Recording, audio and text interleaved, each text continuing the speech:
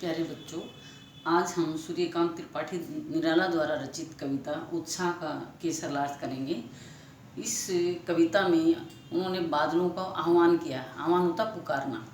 बादल जो होते हैं वो धरती को हरा भरा करते हैं। सूर्यकांत त्रिपाठी निराला जी ने जो एक बहुत ही क्रांतिकारी कवि हुए हैं, उनके बारे में मैं बताना चाहूँगी कि उनका जन्म 1897 में मेदिनीपुर जिले के महिसादल गांव में हुआ। महिसादल एक स्थान है, वहाँ पर हुआ। इनके पिता जो थे, सूर्यकांत त्रिपाठी जी के पिता जो थे, वो महिसादल एक रियासत थी, वहाँ पर कोषाध्यक्ष थे।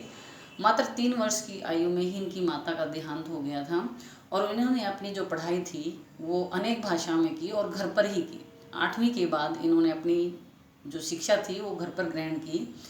अनेक जीवन में इन्होंने कष्टों को सहन किया। माता के देहांत के पश्चात इनके कुछ समय बाद इनके पिता का भी देहांत हो गया, जिसके कारण इनका जो घर की जिम्मेदारी थी इनके ऊपर आ गई और जिम्मेदारी को संभालने के लिए इन्होंने महिसादल रियासत में ही नौकरी की, लेकिन कुछ कारणों से वहाँ से इन्होंने त्यागपत्र दे दिया। फिर इन्होंने रामकृष्ण मिशन में भी इन्होंने काम किया, लेकिन मतवाला जो पत्रिका थी उसमें इन्होंने काफ़ी काम किया और बहुत ही प्रसिद्ध कवि रहे हैं ये क्रांति के लिए। गरीबों के लिए इन्होंने अनेक कविताएं लिखी हैं। इस कविता में भी बादल के माध्यम से कवि ये कहना चाहते हैं कि वो एक क्रांति भर देता है। वो आह्वान कर रहे हैं कि क्रांति का रूप होता है। तो कैसे कह रहे हैं? बादल गरजो, हे बादल तुम बारिश कर दो, घेर घेर घोर गगन धराधर ओ। धराधर होता है लगातार बारिश करना।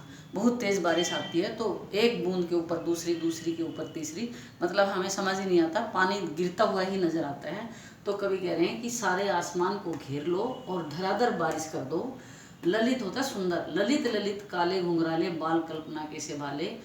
तुम काले काले घुंघराले और सुंदर लग रहे हो, क्योंकि बादल जो हैं काले हैं और बाल कल्पना जैसे बच्चों की कल्पना होती है उस प्रकार तुम्हें पाला गया है, अर्थात हमने कल्पना की है कब बादल आए कब बारिश करे। तो इसलिए कह रहे हैं कि हे बादल सारे आसमान को घेर लो और धराधर बारिश करो। तुम काले काले घुंघराले बालों की तरह बहुत ही सुंदर लग रहे हो और छोटे बच्चे की कल्पना के समान पाले गए हो। जैसे छोटा बच्चा कल्पना करता है और बच्चे जो हैं बड़े होकर जो कल्पना करते हैं वो अपने जीवन में कुछ नया आगे करने की सोचते हैं। तो कवि बादलों के माध्यम से भी ये कहना चाहते हैं कि जीवन में एक क्रांति भर दो। विद्युत छवि उर में, उर होता है हृदय, हृदय कहाँ है? आसमान में। विद्युत होता है बिजली।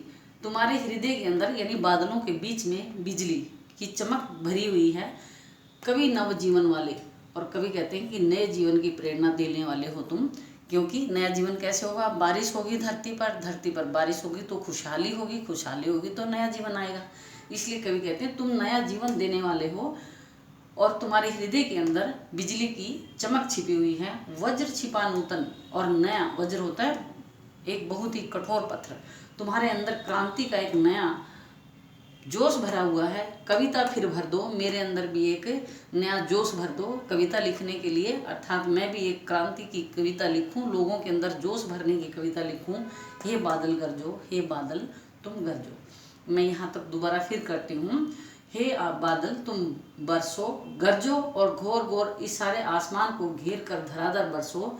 तुम काले घुंघराले बालों के समान सुंदर हो और छोटे बच्चे की कल्पना के समान पाले गए हो।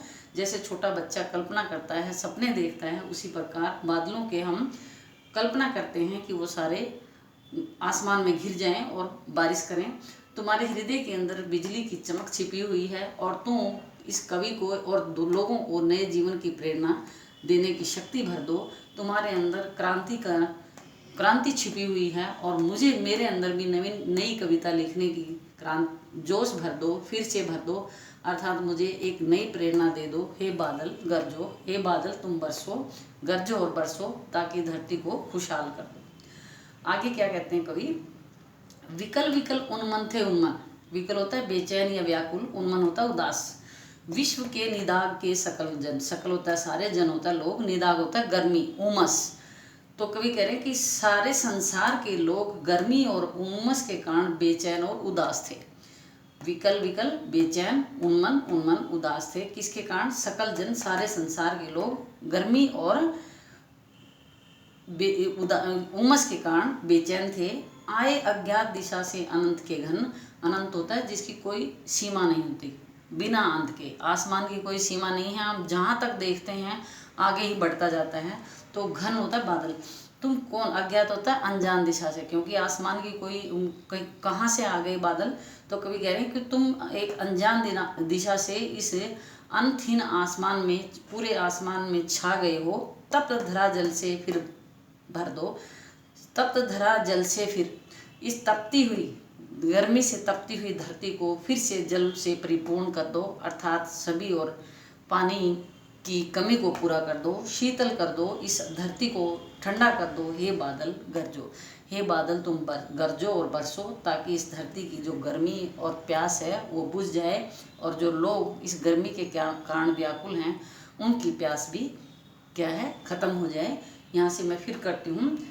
इस संसार के लोग, गर्मी और विश्व होता संसार, सकल जन, इस संसार के सारे लोग इस उमस और गर्मी के कारण बेचैन और उदास थे। तुम कौन सी दिशा से आए हो? अज्ञात का मतलब अनजान दिशा से आकर इस सारे आसमान को, अंतहीन आसमान को तुमने, बादलों कह रहे, तुमने आसमान को भर दिया है। अब इस तपती हुई धरा को तुम फिर से जल से परिपूर्ण कर दो और शीतलता प्रदान करो, ताकि लोगों के अंदर एक नई क्रांति और जोश भर जाए, उनके अंदर खुशहाली छा जाए। हे बादल तुम बरसो। इस प्रकार कवि जो हैं बादल से आह्वान, पुकार कर रहे हैं, ताकि लोगों के अंदर एक नया जीवन की प्रेरणा मिले, मुझे भी नए जीवन, नई कविता लिखने की प्रेरणा मिले, और वो क्रांति का जो रूप है बादल, वो लोगों के अंदर भी एक नई जोश भर दे। इसलिए कवि बार बार उसको, बादल को पुकार रहे हैं, ताकि बादल आएँ और इस धरती की प्यास को बुझा दें। प्यारे बच्चों, इस सरलार्थ को ये सरलार्थ आपको समझ में आ गया होगा, और आ गया है तो इसको क्या है, लाइक और शेयर करना तो आपको बनता ही है, और नहीं आए तो आप कमेंट बॉक्स में ज़रूर देना, और आता है तब भी आप बताना कि आपको कैसा लगा। धन्यवाद।